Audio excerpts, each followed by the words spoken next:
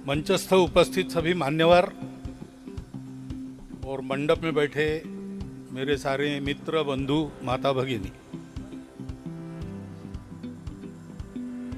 तो क्या क्या कहा गया, मार्गदर्शन, आशीर्वचन और उद्बोधन, ये तीनों मैं नहीं कर सकता। यहाँ बहुत सारे लोग मेरे मित्र हैं, तो आशीर्वचन का सवाल नहीं उठता। वो मित्रों के आशीर्वाद से अपना चल रहा है।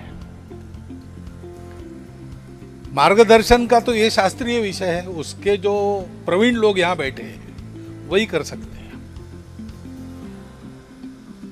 उद्बोधन तो कोई नया बोध मैं आपको देने वाला हूं ऐसा तो है नहीं, लेकिन मित्रों में हूं इसलिए मैं बात कर सकता हूं। हम हमारे कॉलेज में थे, हम सब लोग तब बेमतलब के और 2-2, 3-3 घंटा चकल्लस करते रहते थे। तो उसमें कुछ बातें बिना काम की होती थी, लेकिन कुछ बातें काम की भी होती थी। तो विशेषकर उस चकल्लस के कारण पत्रकारों से वार्ता वगैरह कैसे करना, इसका मेरा ट्रेनिंग पहले ही हो गया। तो ऐसे बोलने से, संवाद से कई बातें पता चलती है, आपको भी चलती है, हमको भी चलती है। तो ऐसा एक संवाद मैं आपके सामने करूंगा। शनि मंदिर है, बृहस्पति मंदिर है कहने के बाद आधे से अधिक लोग कहते हैं अच्छा वो पूजा वगैरह, उससे तो अपना विश्वास नहीं, ऐसा लोग कह देते। संकट में पड़ते तब सब नारियल वगैरह फोड़ते हैं, लेकिन वो विश्वास भी सही नहीं होता और वो अविश्वास भी सही नहीं होता। एक बीच की स्थिति में अधिकांश लोग लटकते रहते हैं, क्योंकि इसके पीछे तर्क क्या है ये मालूम नहीं रहता है, अनुभव क्या है ये मालूम नहीं रहता। मालूम होने के बाद कोई बतावे तो विश्वास नहीं होता है, क्योंकि आज के दिनों में एक तर्क पर दूसरा वितर्क आ जाता है। ये वाद विवाद वातावरण में बहुत बढ़ा है। सहमति नाम की चीज बहुत अभाव से ही अपने वो दृष्टिगोचर है। तो इसलिए ये करना कि वो करना, टुकड़े जी महाराज का एक भजन है, मी हे करू कि ते करू। इस भ्रम से बाहर निकलना है तो सारी बातें एकदम तो पता नहीं चलती। तो पहली बात अपने यहां भी परंपरा में कही गई है और अनुभव में भी आता है कि श्रद्धा रखो पहले। श्रद्धा, ये साइंस की भाषा में जिसको हाइपोथेसिस कहते हैं, उसका अधिक मजबूत रूप है। हाइपोथेसिस में पहले से ही पता है कि ऐसा एक तर्क मैं देता हूं, बाद में उसको सिद्ध करने के लिए प्रमाण जुटाता हूं, वो सिद्ध भी हो सकता है, वो रिजेक्ट भी हो सकता है। लेकिन श्रद्धा ऐसे नहीं होती है, श्रद्धा रिजेक्ट नहीं की जा सकती। श्रद्धा, क्योंकि श्रद्धा कभी अंधी नहीं होती। अंधश्रद्धा हम कहते हैं, लेकिन अंधश्रद्धा ये वदतो व्याघात है। अंधापन और श्रद्धा, इसका कोई नाता नहीं है, ये परस्पर विरोधी है। क्योंकि श्रद्धा इस शब्द में ही श्रद्धा, परिश्रम करके धारण करना, ये कहा है। और परिश्रम किस लिए? क्या ये धारण करना कि नहीं करना, इसको तय करने के लिए। लेकिन जैसे गुरुत्वाकर्षण हम सबको पता है, एक आधी चीज ऊपर फेंकेंगे नीचे गिरेंगे, उसका कारण गुरुत्वाकर्षण शक्ति है। ये हम पढ़ते हैं, हम पढ़ाते हैं, किसी ने पूछा हम बताते हैं कि ये गुरुत्वाकर्षण का नियम है। आपने देखा क्या पड़ताल करके? हमने नहीं देखा। हमको ये बताया गया कि न्यूटन ने ये पड़ताल करके देखा है, हम न्यूटन को मानते हैं, इसलिए हम प्रयोग नहीं करते हैं, लेकिन हम मानते हैं। विश्वस्त लोग हैं, विश्वस्त होते हैं, आप्त होते हैं, जिनको अपना कोई स्वार्थ नहीं होता, जिनको लेना देना कुछ नहीं रहता है, जो केवल जानते हैं और जानते हैं तो वो बताते हैं। लोकहित के लिए बताते होगे, या मनुष्य का यह स्वभाव है कि उसको अगर मालूम है तो उसको बताने की इच्छा रहती है। ऐसा जो आता है उस पर हम विश्वास रख के चलते हैं, ये हमारी श्रद्धा है। गुरुत्वाकर्षण पर हम सवाल नहीं उठाते। रोज का अनुभव अपना है, ये बात अलग है। ये चीज ऐसी है, इसको हम रोज पड़ताल करके देख सकते हैं। लेकिन ऐसी कई बातें विज्ञान की जिसको हम मान लेते हैं, विश्वास रख के मानते हैं, और आधुनिक विज्ञान में तो 25-30 साल बाद वो बदल भी जाती है,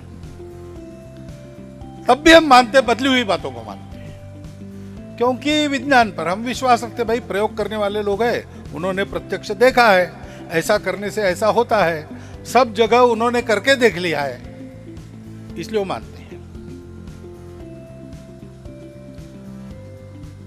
कालगणना भी हम कहते 10 बजे है, अथवा आज की तारीख 2 मार्च है। अब आज की तारीख 2 मार्च है, इस पर हम विश्वास ही रख के चल रहे हैं, और क्या है। वास्तव में ये कालगणना, ये जो विदेश से आई है अपने यहां पर, ये जैसा बताया उसके पीछे तर्क नहीं है। ग्रेगोरियन कैलेंडर यानी क्या, रोम का सम्राट था ग्रेगोरी, उसने शुरू करवाया। जैसे अपने यहां पर शक होता है, शक संवत, विक्रम संवत है, युग संवत, युगाब्द है, शालिवाहन संवत, 3 अपने यहां तो महाराष्ट्र में सबको पता है। तो वो कालगणना उन्होंने शुरू की, इसलिए वो अलग अलग है। युगाब्द यानी कलयुग के प्रारंभ के बाद जो शुरू हुई, तो 5124वां साल चल रहा है, वर्ष प्रतिपदा को 25वां शुरू हो जाएगा। विक्रम संवत विक्रमादित्य ने शुरू किया, तो वो कम है। युधिष्ठिर शक थोड़ा ज्यादा है, और शालिवाहन शक और कम है, क्योंकि यह व्यक्ति ने शुरू की है। क्यों? अपने यहाँ एक नियम था, शक संवत कौन शुरू कर सकता है? राजा शुरू कर सकता, और कोई शुरू नहीं कर सकता। और वो राजा शुरू कर सकता है जिसने अपनी प्रजा को पूर्णतः कर्जे से मुक्त कर दिया है। उसकी प्रजा में एक भी व्यक्ति पर 1 पैसे का कर्जा नहीं है। ऐसा राजा शक प्रवर्तन कर सकता था, तो सब लोग मान लेते थे, क्योंकि इसका उपयोग क्या है? इस कालगणना का गवर्नेंस में काम में आती है। कौन से महीने में ऑडिट करना है, कौन से महीने में बजट देना है, ये सारी बातें गवर्नेंस के अंदर आती है। उसके लिए समय का निर्धारण चाहिए, उसके लिए राजा ने उसका निर्धारण किया। रोम ने भी वैसा ही किया। उसके पहले दूसरा कुछ चल रहा था, उन्होंने बदल दिया। वहां यह भी हुआ कि राजाओं ने बहुत सारी गणना में विज्ञान देखा नहीं, इसलिए आप देखो उस गणना में ये जुलाई मास कहां से आया? तो जूलियस नाम का राजा था, उसको लगा 1 महीना मेरे नाम का होना चाहिए, उसने उसको जुलाई बना दिया। उसके बाद अगस्टस आया, उसको लगा उसके नाम का है तो मेरे नाम का क्यों नहीं, तो वो आ गया अगस्टस। परिणाम क्या हो गया? जो 7वां महीना सितंबर था वो 9वां महीना है, 8वां अक्टूबर था वो 10वां है, नवंबर 9वां महीना है वो हो गया 11वां, और दिसंबर हो गया 12वां जो दशांबर है। अब ये ऐसी कालगणना है, लेकिन गवर्नेंस में चल जाता है। गवर्नेंस में हमको केवल क्रम गिनना है, कल आज कल, ये क्रम चलता है, उतना ही गिनना है। तो उस क्रम में आपने किसको कुछ नाम दे दिया, कैसे गिनना तय किया आपने, हिसाब से चल जाता है। लेकिन हमारे यहां काल की गणना क्यों शुरू हुई? ये हमारे कृषि के कारण शुरू हुई। कृषि के लिए कैसा करना, कितने दिनों के बाद वर्षा होगी, वर्षा ऋतु कब आता है, हजारों वर्षों के कृषि के अनुभव के बाद इसके लिए एक गणना बनी, और वो गणना सूर्य और चंद्र के अनुसार चलती है। तो कहीं कहीं हमारे यहां सौर कैलेंडर है, सौर दिनदर्शिका है। जैसे केरल में जाएंगे आप, अब ये भी कारण हो सकता है कि केरल में 12 महीने में से 9 महीने आकाश अभ्राच्छादित दिखता है, तो नक्षत्र, तारे, चंद्र दिखेगा ही ऐसा नहीं है। इसलिए चांद्रमान की तिथि निकालना केवल खुली आंखों से मुश्किल है। विज्ञान किसके लिए है? केवल ज्ञानी लोगों के लिए नहीं है, सामान्य मनुष्य के लिए है। सामान्य मनुष्य टेलीस्कोप लगा के नहीं देखता, वो रात को देखेगा और कल का अनुमान करेगा। तो वहां सौर गणना चलती है। हर 15 तारीख को, अपना अंग्रेजी महीने के 15-14 तारीख को संक्रांति होती है, एक राशि से दूसरी राशि में जाता है। उस समय उनका महीना बदलता है। अभी शायद उसका चैत्र के पहले, यानी कर्क नहीं, फाल्गुन तो चांद्र मास हो गया, वहां कर्क मास चल रहा है, कर्कटक ऐसा कहते हैं। कर्क के बाद सिंह आता है, तो चैत्र नहीं, वो अगस्त में होता है चैत्र। तो ये मेष मास उनका चल रहा होगा, या आखिरी मीन मास चल रहा होगा। हाँ, नहीं, मकर संक्रांति अपने यहाँ की है, उधर की संक्रांति ठीक है, वो जो भाई उनके मेषभ वृषभ इस पर मास के नाम है। हमारे यहाँ चंद्र दिखता है, नक्षत्र दिखते हैं, तो हम चांद्रमान की तिथियों का उपयोग करते हैं। लेकिन और एक बात है कि हमारे पूर्वजों ने लंबा जीवन उनका है। हम दुनिया के सबसे प्राचीन देश हैं, यानी आज की गणना, अब नए जो सबूत आए हैं उसके आधार पर हमारे समाज की, हमारे देश की आयु 12,000 साल के पहले की, देश की यानी हमारे जी समाज जीवन की आयु 12,000 साल तक ले जाता है। अपनी गणना देखेंगे तो अभी कलयुग के 5,124 हुए हैं, उसके पहले 3 युग बीत गए, और इसके भी 4,32,000 में से 5,124 हो गए। इतनी लंबी आयु है। तो ये सारा करते करते इसके पीछे क्या है, ये हमारे लोगों ने खोजा है तो कहाँ रिकॉर्ड है, डॉक्यूमेंट कहाँ है, लेबोरेटरी कहाँ थी, ऐसा लोग पूछते हैं। लेकिन क्या यही एक रास्ता है? विज्ञान का रास्ता है, वो प्रत्यक्ष है। प्रयोगशाला में जाओ, प्रयोग करो, प्रयोग को मैदान में लेके आओ, आजमाओ।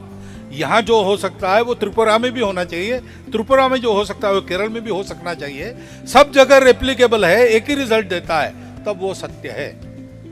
ये एक हद तक एकदम शास्त्रीय ठीक बात है,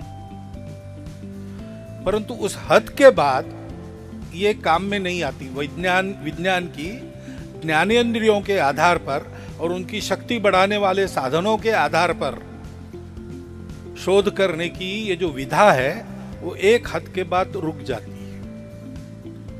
तो मैंने पहले भी कहा था, एक बार स्टारी यूनिवर्स नाम का एक लेख पढ़ा मैंने 1971 में। उसके कुछ साल पहले रीडर्स डाइजेस्ट के 75 वर्ष पूर्ण हो गए थे। तो उन्होंने एक ये निकाला, स्मरणांक निकाला। उसमें 75 साल में से अच्छे अच्छे चुनिंदे आर्टिकल्स थे।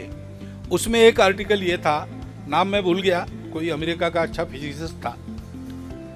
तो उसने कहा कि हमारे ज्ञान की अनुसंधान की पद्धति जो है वो अब समाप्त हो गई, इसके आगे हम जा नहीं सकते, क्योंकि हम ज्ञानेंद्रियों के आधार पर चलते हैं। तो पहले तो हमने देखते देखते दूरबीन वगैरह लगा के और आगे देख के बड़ा बड़ा बड़ा बड़ा सब खोज लिया, लेकिन वो बड़ा इतना बड़ा है कि हमारा फिजिक्स वहां पर चलता नहीं। Ray of light travels in straight line, ये नियम है, अपने दुनिया में ठीक ही है। लेकिन लाइट ईयर्स का जब ख्याल करते हैं, क्योंकि तारों के दुनिया में जाना है तो सबसे नजदीक तारा अल्फा सेंटोरी है, वो हमसे 30 प्रकाश वर्ष दूर है। यानी आज हम देखेंगे वो 30 साल पहले का हमको नजर आएगा। और आगे जाओ तो और दूर है, आकाशगंगा, फिर सूर्यमालाएं, फिर ब्रह्मांड विस्तारित होते चला जाता है। तो एक तो हमारी इंफॉर्मेशन, पृथ्वी पर के लेटेस्ट इंफॉर्मेशन पुरानी हो जाती है। तो 1,00,000 साल पहले का हमको दिखता है, हम उसके आधार पर निष्कर्ष करेंगे, लेकिन अभी वहां सब बदल गया होगा तो हमको पता नहीं चलेगा। दूसरी बात है कि ये प्रकाश सीधा जाता नहीं, स्पेस में जब प्रकाश जाता है तो स्पेस उसको डिफ्लेक्ट करता है, तो वो उस इससे टकरा कर सीधा हमारे पास नहीं आएगा, हो सकता है घूम के हमारे पीछे आएगा। तो आगे जो हमारे है वो हमको लगेगा अपने पीछे है। तो ये मेथड वहां काम की नहीं है। ऐसे ही हमने छोटे छोटे अभी हिग्स बोसॉन तक गए, लेकिन आप देखिए कि ये पार्टिकल रिसर्च जितना है, प्रोटॉन, न्यूट्रॉन, इलेक्ट्रॉन के बाद क्वार्क्स वगैरह वगैरह जी सब आया है, ये ऑब्जर्वेशन से ज्यादा कैलकुलेशन पर आधारित है, क्योंकि इसका ऑब्जर्वेशन हो नहीं सकता। इतनी सूक्ष्म चीज है कि हम उसको देखने जाएंगे तो उससे वो बिगड़ जाएगी, जैसी नहीं है वैसी दिखेगी, परिवर्तित रूप में दिखेगी, क्या है पता नहीं चलेगा। और इसलिए फिर वहां नियम भी निश्चित नहीं है। वो पार्टिकल हम जिसको कहते हैं वो कभी कभी वेव हो जाता है, और वेव कहते वो पार्टिकल बन जाती है, इसका कोई नियम हमको पता नहीं। तो वहां भी ये काम नहीं चलता है। फिर वो कहता है स्टार यूनिवर्स का लेखक, इसलिए अब हमको प्रकाश के वेग से ज्यादा जाने वाला कोई साधन चाहिए, लेकिन अपनी दुनिया में ये साधन है नहीं, क्योंकि प्रकाश से ज्यादा वेग हो गया तो हम डिसइंटीग्रेट हो जाते हैं। बस एक ही बात है, मन है। मन तो बहुत ही वेगवान है। और उस समय 71 तक एक्स्ट्रा सेंसरी परसेप्शन वगैरह बातें आ गई थी विज्ञान में। यूरी गेलर वगैरह आपने नाम सुना होगा। वो शास्त्रज्ञों को बिठाता था और सामने एक चम्मच टेबल पर रखता है, ऐसा देख के उसको वो बेंड कर देता है, टेढ़ा कर देता है। ये प्रयोग करके देखे थे लोगों ने। तो ये कुछ चीज है, ऐसा उनको पता चला था। और इसलिए वो कहता है कि वो मन का साधन उपयोग करने की विधा अब हमको सीखनी पड़ेगी। ये सीखना है तो उसने नाम दिया है, ये मेरे मन से नहीं बोल रहा हूं। उसने कहा पूर्व में जाकर, भारत में जाकर पातंजल योग सूत्र, योग वासिष्ठ जैसे ग्रंथों का अध्ययन करना पड़ेगा। तो ये तो हमारी दुनिया, आज की दुनिया हमको जितनी ज्ञात है वो तो 5,000 साल के उधर जाती नहीं, 12,000 हमारा आयु है तो 15,000 साल के उधर जाती नहीं। लेकिन हमारी परंपरा कहती है हम इससे बहुत ज्यादा प्राचीन है।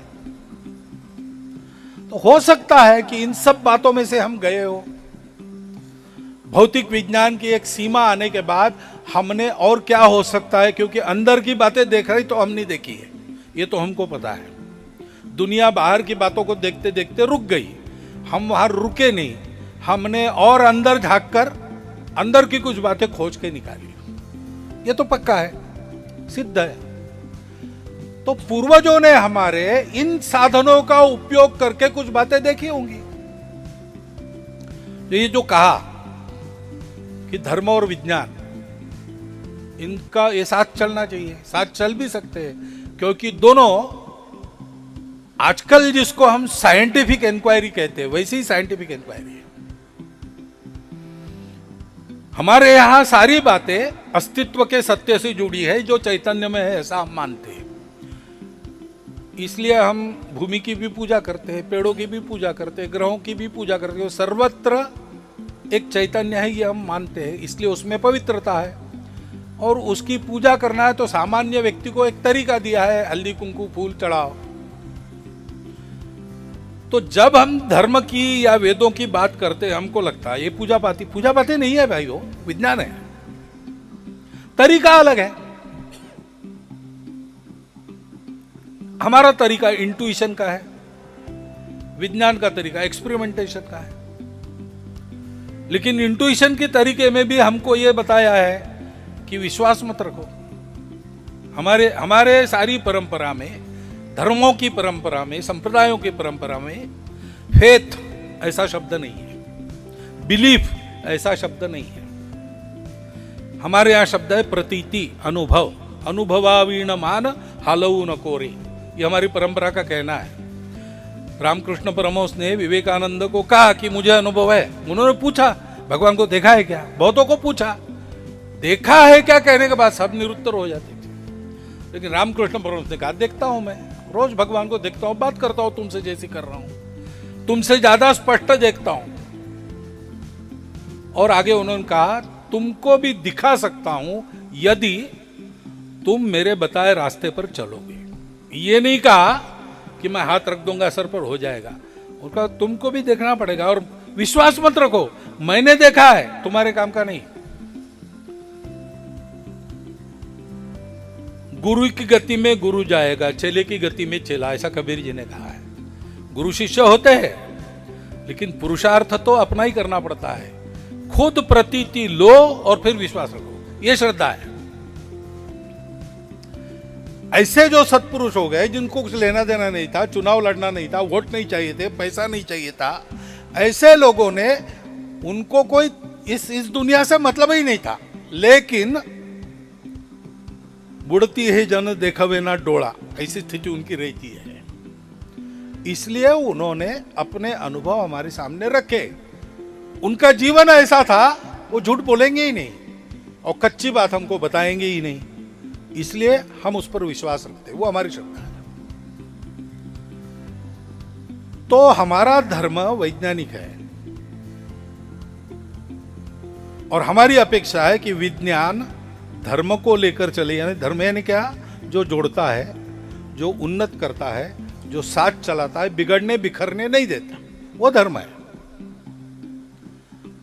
अभी आर्टिफिशियल इंटेलिजेंस आएगा, लेकिन उसके हाथ में कितना देना, कल वही राज्य करेंगे और मनुष्य जाति समाप्त होगी, ये हो गया तो ज्ञान की दृष्टि से तो अलौकिक ज्ञान है, लेकिन वो धर्म नहीं है, वो धर्म नहीं है। एटम खोजा बहुत अच्छी बात है, ज्ञान करना ही चाहिए, लेकिन एटम जो आया अपने पास, तो विद्युत निर्मित के लिए उपयोग करो या बॉम्ब के लिए उपयोग करो, ये चॉइस तो हमारा है। ये चॉइस सिखाने वाला धर्म है, संतुलन देने वाला धर्म है। तो हमारा धर्म ये विज्ञान के अनुसार चलता है और विज्ञान को मनुष्य के लिए लाभकारी होने के लिए उस धर्म की आवश्यकता है।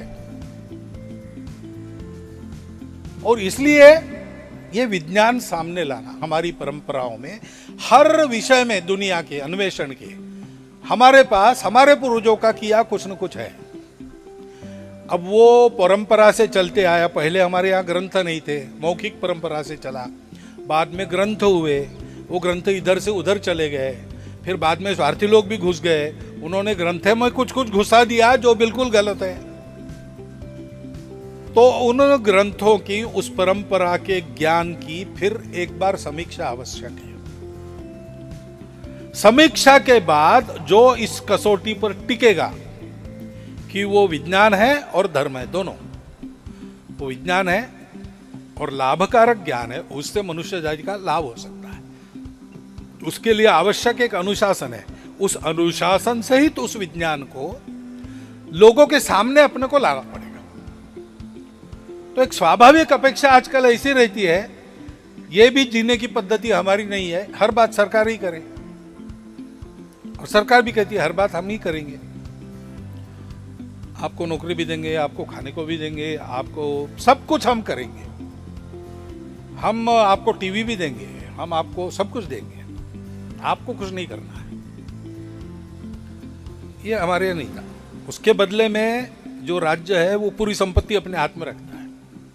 हमारे यहाँ ऐसी पद्धति नहीं थी, हम लोग स्वायत्त शासी थे। राजा के लिए सीमा का संरक्षण, कानून सुव्यवस्था, ये दो बातें थी, और कहीं पर कोई अधर्म करता है तो उसका निर्धारण, ये उसके कर्तव्य थे। बाकी सारी बातें प्रजा के हाथ में रहती थी। लेकिन ठीक है, वो जमाना गया, अब ये नया जमाना है, तो हमारी अपेक्षा रहती है कि ये सब सरकार करे, करें। अब जो आपने कहा है कि ये आना चाहिए वो आना चाहिए, अब नई शिक्षा नीति का सिलेबस बन रहा है, 6वीं क्लास तक बन गया है, उसमें कई बातें जो पहले नहीं थी वो आई है, आगे भी आएगी ऐसे आशा करेंगे, देखेंगे, पहले आने दो, बाद में उसकी समीक्षा करेंगे। प्रयास तो यही रहेगा कि अपनी ज्ञान परंपरा में जो ठीक है और विशेषकर जो आज की दुनिया को भी मार्गदर्शक है वो आना ही चाहिए। उससे ज्ञान भी बढ़ता है, उसके स्वाभिमान भी बढ़ता है। परंतु कुछ प्राथमिक बातें हम अपने घर में भी बता सकते हैं ना। अभी जो वारों का क्रम है, सोम मंगल बुध शनि, वो मैंने यहां नहीं पहले सुना या किसी पुस्तक में नहीं पढ़ा, वो गपशप में हमारे बुजुर्गों ने हमको बताया। शनि गुरु मंगल शुक्र, और उसके बाद वो क्रम बताया और कहा कि वो होरा पहला जिसका होता है उसके नाम का वार होता है, उस क्रम से गिनो, 7-7 28 हो जाते हैं, 2 बजते हैं, 2 लांग कर जो होता है वो दूसरा दिन होता है। ये सारा हमको पहले पता चला। 27 नक्षत्रों के नाम हमारे यहाँ तो कंठस्थ करते हैं हम लोग, अश्विनी भरणी कृत्तिका रोहिणी मृगा आर्द्रा चैत्र वैशाख ज्येष्ठा आषाढ़। पूछते तो बताते थे कि पूर्णिमा के दिन में 12 बजे ऊपर जो नक्षत्र है उसका नाम मास को है। चैत्र पूर्णिमा को चित्रा नक्षत्र अपने सर के ऊपर आता है तो वो चैत्र मास है। अब ये प्राथमिक बातें हैं, ये अपने घर में परंपरा से चलनी चाहिए। उसके पीछे का इतना सा विज्ञान जो हम बता सकते हैं, सामान्य व्यक्ति भी समझ सकता है, हम कह सकते हैं। चंद्र 27 दिन में परिक्रमा पूरी करता है, तो अभी अगले साल श्रावण मास अधिक मास है, ये अधिक कहां से आ गया? आपने लीप ईयर की बात करी, करेक्शन, लेकिन हम भी अधिक मास के रूप में करेक्शन करते हैं, करना ही पड़ता है, क्योंकि अगर गतियों का एडजस्टमेंट करना है तो सबकी गति में कुछ न कुछ करेक्शन करना पड़ता है, क्योंकि कालगणना सामान्य मनुष्य के खेती में काम में आनी चाहिए, तभी होगा। ऋतु चक्र असंतुलित होता है, फिर अधिक मास के बाद थोड़ी उसमें नियमितता फिर से आ जाती है, क्योंकि हमारी गिनती में हम वो करेक्शन कर लेते हैं। ऋतु चक्र अपने गति से चलता है, लेकिन हमारे गिनने में 12 महीने 13 महीने ये जो फर्क है वो एडजस्ट कर देता है हमको। ऐसी कई बातें हैं, ये हमको अपने घर में पता क्यों न चले, हम इसको प्राप्त क्यों न करिए, दैनिकों में साप्ताहिकों में इस पर लेखमाला क्यों न चले। ये विषय इतने रुचिकर है, विशेषकर नई पीढ़ी को, जिसको तर्क चाहिए, जिसको कारण चाहिए, उसको अगर ऐसी बातें हम बताने लगे, थोड़ा उसके भाषा में लिखना पड़ेगा, तो ये सहज ही इसका प्रचार हो सकता है। और वो करना चाहिए, करना इसलिए चाहिए कि हमारे पास भी आजकल जिसको साइंटिफिक दृष्टि कहते हैं वो दृष्टि थी, उसके आधार पर हम चले। हमारी व्यवस्थाएं तहस नहस हो गई सारी, हमारी ज्ञान की परंपरा खंडित हो गई, आक्रमणों के कारण हम बहुत अस्थिर बन गए, और अपने आक्रमण को पक्का करने के लिए इसकी स्मृति भी हमारे मन से विदेशी शासकों ने मिटा दी। इसलिए आज की हालत है। हम अगर याद करें, हम अगर अन्वेषण करें, तो हमारे पास भी क्या क्या है और आज वो कितना उपयुक्त है। कई दुनिया के सामने की समस्या है, उनके पास दूसरा हल नहीं है, वो हमारे पास है। दुनिया अधिकारवादी है, इसलिए वो हम तक ये बातें आज भी आने नहीं देती, ऐसा होता है, ऐसी ताकतें हैं। कुछ हमारे पास पहले से है, हम भूले नहीं थे, उसको भी वो अप्रोप्रिएट, जैसे योग है, अब योग सारी दुनिया में गूंज रहा है, लेकिन अब कुछ लोग कह रहे हैं कि वो योगा यानी क्या, वो अलग बात है, वो अथवा योग का जन्म हमारे ही यहाँ हुआ है। तो योग के लिए पेटेंट एप्लीकेशन भी दूसरे देश का हुआ था, ये पेटेंट क्या जंजाल है भाई? ज्ञान पर किसी का अधिकार होता है क्या? ज्ञान तो जिज्ञासु को देने के लिए होता है।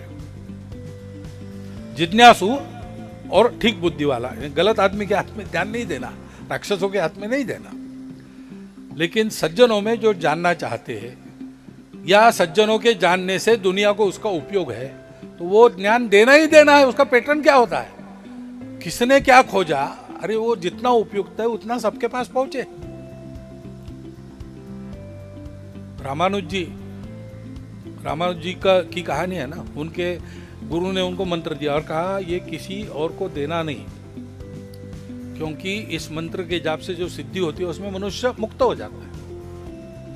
उन्होंने कहा अच्छा, ये सही बात है, तो मैंने करके देखा, तुमको बता रहा हूँ, साधना करो तुमको भी पता चले। तो तुरंत बाहर आकर जो परकोटा था मंदिर के चारों, उसके महाद्वार पर चढ़ गए और जोर जोर से चिल्लाकर जमा किया लोगों को, और उनको वह मंत्र जोर जोर से बताया उन्होंने। रामानंद जी नहीं, रामानंद जी। तो शिष्यों ने कहा बाकी, अरे गुरु ने अभी तुमको आज्ञा की इसको गुप्त रखने की, तुमने आज्ञा भंग, तुम तो नरक में जाओगे। तो उनका ठीक है, लेकिन इतने लोगों का कल्याण होगा, ये मंत्र ऐसा है, इससे मुक्ति होती है, इसलिए मैंने सबको दे दिया। अब मैं अकेला नरक में जाऊंगा तो कोई बात नहीं। ज्ञान का हमारे यहाँ ये उपयोग है, इतना वो मुक्त है, लेकिन पेटेंट है। अब नई दुनिया है, लेकिन बता रहा हूं कि योग के लिए भी पेटेंट, आंवले के लिए भी पेटेंट। आंवले का उपयोग कहां पर है? हमारे यहां परंपरा में यहीं से गया है। सर्पगंधा, रिसर्पिन। ऐसे आधिपत्य के विषय मन में रखकर दुनिया चलती है, इसलिए और ज्यादा महत्व है कि हमको अपनी परंपरा में क्या क्या कुछ है इसका एक अत्यंत प्राथमिक सामान्य ज्ञान सबको होना चाहिए। और वो जैसे शिक्षा पद्धति से जा सकता है, वैसे वो हमारी गपशप से भी जा सकता है। आपस में चार लोगों में, अपने घर में बच्चों के साथ ये गपशप चलनी चाहिए। हमने उस ज्ञान को प्राप्त करना चाहिए, उसके लिए साहित्य आज उपलब्ध है। जैसे हम रेफरेंसेस निकाल के क्रॉस चेक करते हैं, उस पद्धति से जाएंगे तो हमको आजकल तो लाइब्रेरी में भी नहीं जाना पड़ता, हाथ में अपने गूगल है, उसमें सब कुछ मिलता है। तो ऐसा अगर हम करके जाएंगे तो हमको वो सूत्र हाथ में लगेंगे, हमारे पास जानकारी आएगी, हम नई पीढ़ी को उसको दे सकते हैं। अपना स्व सुरक्षित रहेगा, ये ज्ञान सुरक्षित रहेगा, बढ़ेगा, और उससे विश्व कल्याण होगा। इतना महत्वपूर्ण ये विषय है। और इसलिए यहाँ कोई ग्रह मंदिर वगैरह बन रहा है, उधर जाना है तो ये तो ठीक है, श्रद्धा है अपने आप, तो जाते ही है।